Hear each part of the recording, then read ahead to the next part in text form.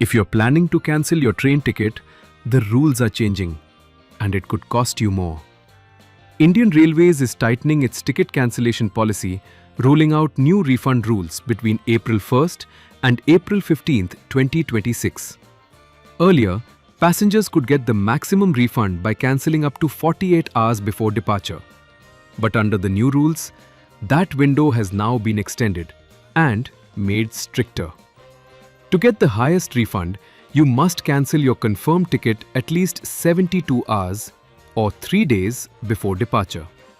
If you cancel between 72 and 24 hours, a 25% deduction will now apply on your fare. इन सब चीजों को ध्यान में रखते हुए ये रिफॉर्म किया है कि ये हमारा डिपार्चर टाइम है 8 घंटे पहले है तो कोई रिफंड परमिट नहीं करेंगे, क्योंकि ये जो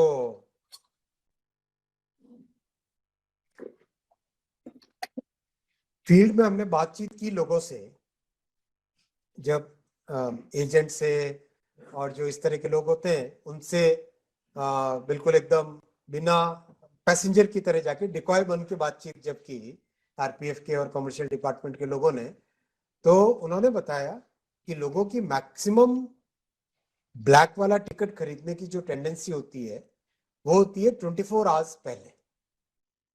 तब वो कोई भी प्राइस देने के लिए तैयार होता है ब्लैक का टिकट खरीदने के लिए।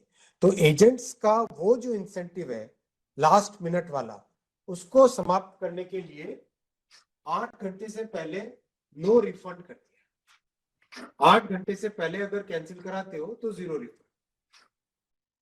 24 घंटे से 8 घंटे पहले अगर कराते हो तो लेट कैंसिलेशन का उसमें 50% रिफंड करेंगे और 50% रिफंड नहीं करेंगे। और ये वाला जो सेक्शन है ये है मैक्सिमम एजेंट्स का, यहाँ पे काम खत्म हो जाता है। 72 to 24 आवर्स वाला जो पीरियड है इसमें कैंसिलेशन कराओ, पहले ये 0 होता था। 24 आवर्स से पहले 0 होता था ना, 48 आवर्स से पहले 0 होता था।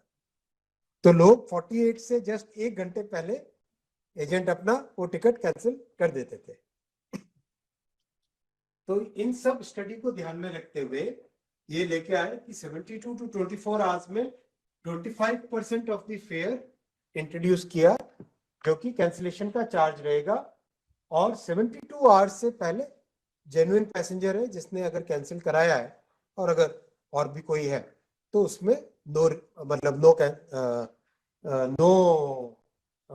डिडक्शन एक्सेप्ट दी जो एक मिनिमम जो चार्ज होता है मिनिमम टिकट पे कैंसिलेशन का, वो रहेगा इसमें। तो बहुत सिग्निफिकेंट चेंज आएगा ऐसा हमारा मानना है। वैसे भी अभी फीडबैक तो जैसे रेलवे मिनिस्टर के जो इमरजेंसी कोटा वाला सेक्शन होता है उस सेक्शन में करीब 70% कम हो गए रिक्वेस्ट।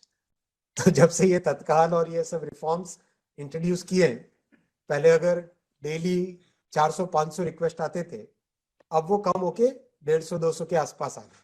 मुझे लगता है ये रिफॉर्म और करेंगे तो उसके बाद में और भी जेन्युइन पैसेंजर्स को टिकट कंफर्म मिलेंगे, और कंफर्म मिलने से जो ईक्यू वाला रिक्वेस्ट आता है वो और कम हो जाएगा। आपका क्या अनुभव है? मुझे भी पार्लियामेंट से आते हुए रास्ते में 2 जर्नलिस्ट मिले थे अपने साथी। वो कह रहे थे कि अब हमारे पास बहुत कम आता है कंफर्मेशन का रिक्वेस्ट। मैंने उनको ऐसे ही पूछा कि कंफर्मेशन का रिक्वेस्ट पहले जितना ही है या कम हुआ? उन्होंने कहा बहुत कम हो गया। आप लोगों का क्या रिक्वेस्ट है? आप लोगों का क्या अनुभव है? बढ़ा है? और मतलब आप कम हुआ है? और इंडिया लाइन में सर अचानक छुट्टी मिलती है ना, तो इसलिए रिक्वेस्ट डाला लास्ट मिनट में मिलती छुट्टी विशेष ट्रेनों में अभी की दिक्कत है ना, कुछ सेलेक्टेड। लेकिन पहले के कंपैरिजन में अगर ओवरऑल देखो तो मतलब हमारा अनुभव है कि कम। Old rules versus new rules. Penalties rise sharply closer to departure. 50% deduction for cancellations 24 to 8 hours before travel and 0 refund within 8 hours, replacing the earlier 4-hour no refund rule. Railway Minister Ashwini Vaishnav justifies the move as a direct strike against ticket black marketing. These tighter norms aim to make predatory booking patterns financially unviable. However, it's not all about penalties.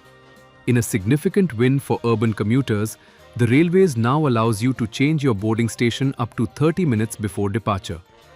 Previously restricted to the pre-charting period, this flexibility is a game changer for passengers in multi-station cities like Delhi, Mumbai, or Kolkata who struggle with last-minute traffic.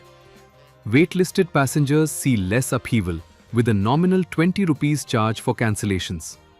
But for the millions holding confirmed berths, the message from Rail Bhavan is clear: plan early or pay the price.